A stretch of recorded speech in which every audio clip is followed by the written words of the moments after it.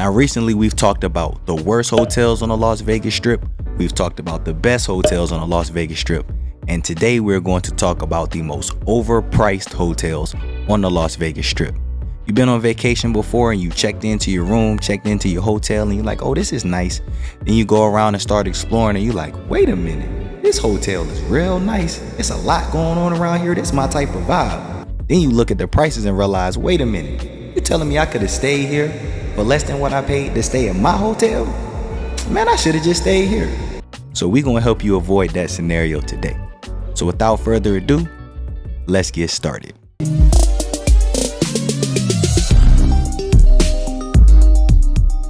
Now there are plenty of hotel rooms on the Las Vegas Strip. Most commonly, people stay between the Stratosphere, the North End, and Mandalay Bay on the south end of the Strip. And in different price points, you can get good deals, great deals, and at a later time, I'll make a video for the most underrated hotels in Las Vegas. I want to focus on the most overpriced hotels on the Strip today because there are some hotels that cost a little too much, in my opinion, to actually stay at for a trip in Vegas, when you can just go and check out those hotels and then leave and go and stay somewhere else because you'll get better value for the money. So let's go ahead and jump into the video and talk about these hotels that you should save your money from. The first hotel on the list is the Waldorf Astoria. Now, I can't tell you why the Waldorf Astoria at times is the most expensive hotel on the Las Vegas Strip. Out of all of the hotels on the Las Vegas Strip, you can stay at Aria, Cosmo, Bellagio, Caesars Palace, Wynn Encore, Resorts World. Majority, if not all of the hotels on the Las Vegas Strip, you can stay there cheaper than staying at the Waldorf Astoria. And I can't explain to you why. The Sky Bar at the Waldorf Astoria is very, very nice. On the 23rd floor, you get very nice views. It's got a good atmosphere if you want to get some drinks before you head out and do whatever your night activities are going to be. Or if you just want somewhere midday to have a good drink and soak in the views, it's a great place to enjoy that. Recently, they have renovated the rooms. I have not been in their rooms since they've renovated them, but I have been in there previously to do a room tour of one of their Strip View King rooms. And when I looked at the pictures online, the only difference that I saw between when I was there to do the room tour and what they've done now is they've just updated the headboard, maybe touched up the paint to give it more of a brighter look, and then they've added a new couch to give it some new furniture. Everything else looked the same. The bathroom looks the same. The entryway looks the same. And for the price that it would cost to stay at the Waldorf Astoria, you can stay somewhere else and get the same amenities, if not more. The biggest benefit to staying at the Waldorf Astoria, without a doubt, is simply its location. There's no casino, no nightclub, no popular lounge. The pool area is cool, but nothing that's worth the extremely high price tag that you'll find when you see the prices at the Waldorf Astoria. So if you're planning a trip to Las Vegas and you're looking at your hotel options, once you see the Waldorf Astoria, stop what you're doing and move on to the next hotel because it's definitely not worth the price tag to stay here. Next on the list, I have the Nobu Hotel and Casino, which is actually located inside of Caesars Palace. Now, if you're a Caesars member, a Total Rewards member, and you've actually gone into the website to look at hotel pricing, you may have noticed that majority of the time, the most expensive Caesars property in Las Vegas is the Nobu. But why? Everyone knows about the Nobu restaurant. Yes, it's a fancy restaurant. Yes, a lot of high-end celebrities endorse the restaurant. Like, that's cute. But if you look at the hotel itself, it's literally a small tower inside of Caesars Palace. You could really call it the 6th tower inside of Caesars Palace. They already have 5 towers as it is. Now, the Nobu Tower, in all fairness, it does have a restaurant. They do have a cigar lounge. So if you were to actually go to Vegas and actually stay at the Nobu, you do have a restaurant right across the way from the check-in area. And there is the cigar lounge. And then you could utilize all of Caesars amenities. But for that point, you may as well just stay at a tower at Caesars Palace. There's no need to really stay at Nobu. And just like Waldorf Astoria, if you were to book a room at the Nobu, you could stay at another luxury hotel and get the same amenities, if not more, than you will at Nobu. It's extremely small. The towers might be smaller than some of the other hotels that are towers within the hotel, like the Delano at Mandalay Bay or the Signature at MGM Grand.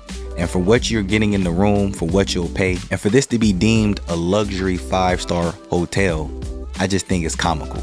The rooms aren't horrible rooms, they're nice rooms, but what you'll pay for the rooms here, you could get a suite somewhere else, or you could get a better luxury room or suite at another hotel. Now, I'm sure most people, when they're looking at rooms in Vegas, aren't probably going to consider staying at the Nobu. If you're going to consider Nobu, just like Waldorf Astoria, keep it moving and look at another hotel, or do yourself a better favor and just stay at one of the nicer towers at Caesar's Palace.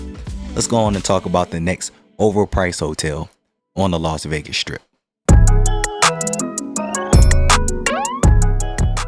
Next on the list, I have the Cromwell Hotel and Casino. Now, some people may be surprised to hear the Cromwell is on this list, but what you also might be surprised to hear is, just like Nobu, Cromwell is one of the most expensive Caesars properties on the Las Vegas Strip.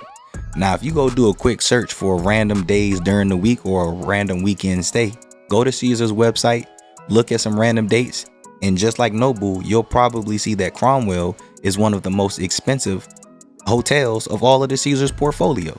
There's a lot of times where it's more expensive to stay at the Cromwell than it is to stay at Caesars Palace.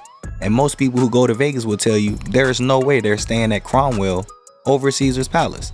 And one thing I don't understand is, why is Cromwell so expensive? The hotel itself is a boutique hotel that's extremely small. You can walk inside of the Cromwell from the Strip and out of the front door of the Cromwell in probably 30 seconds, not even walking at a heavy speed.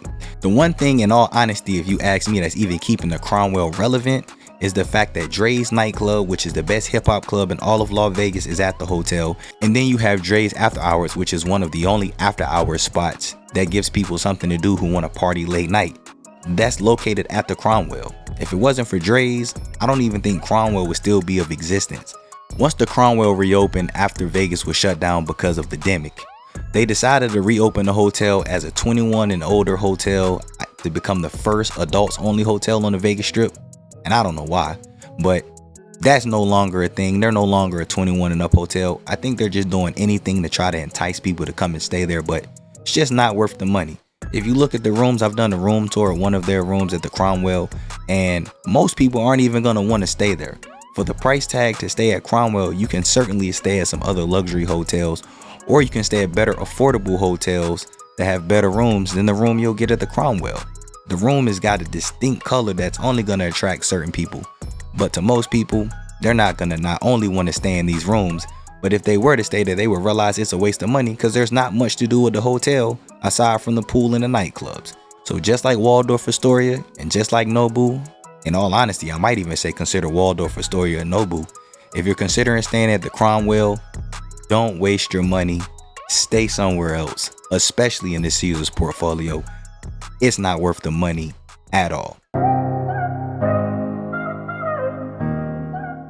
Now, last on the list for the most overpriced hotels on the Las Vegas Strip, I have the Bellagio.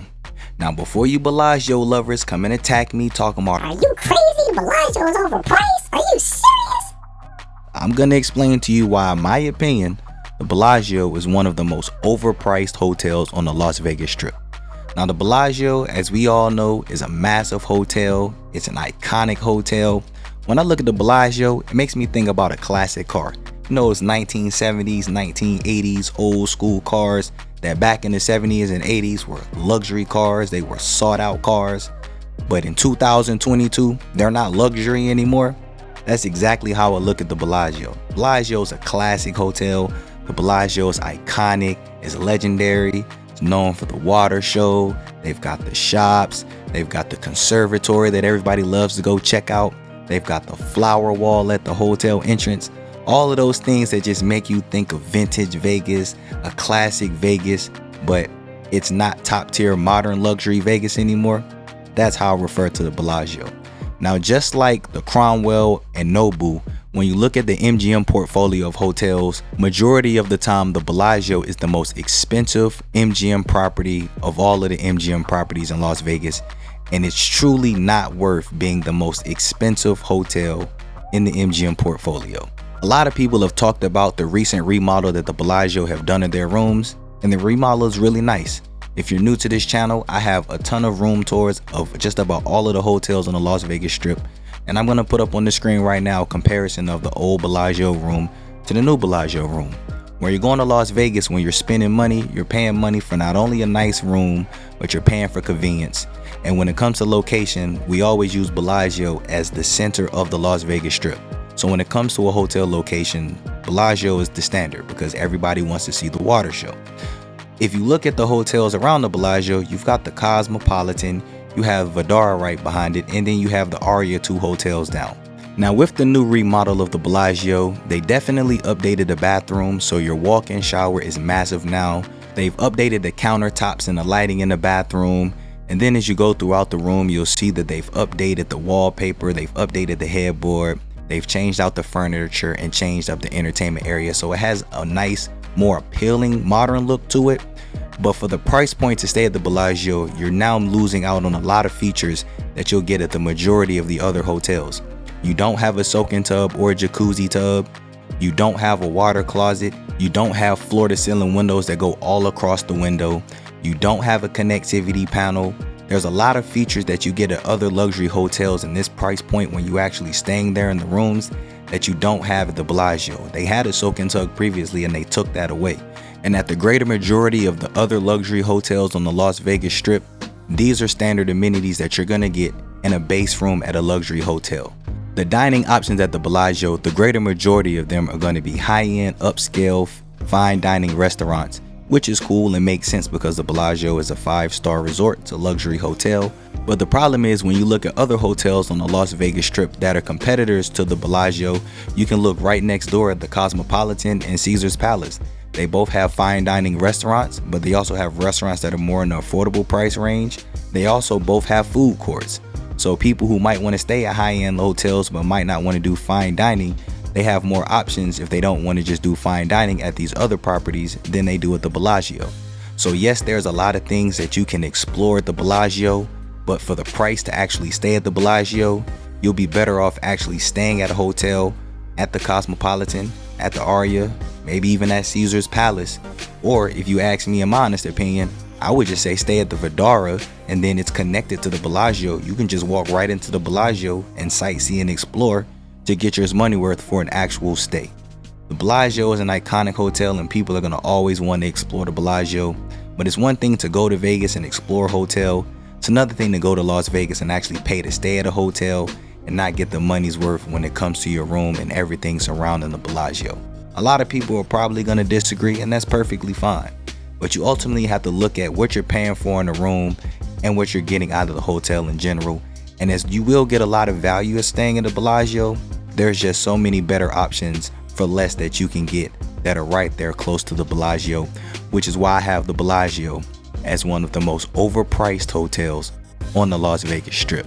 Now, if you're a Vegas veteran or someone who travels to Vegas all of the time and you think there's a hotel that should have been on this overpriced list, comment below and let me know what hotels you would have put on this list. If there's a hotel that's on this list that you don't think is actually overpriced and is worth the money, comment below and let me know your thoughts, and then we can talk about it in the comments below. But that's going to do it for this video.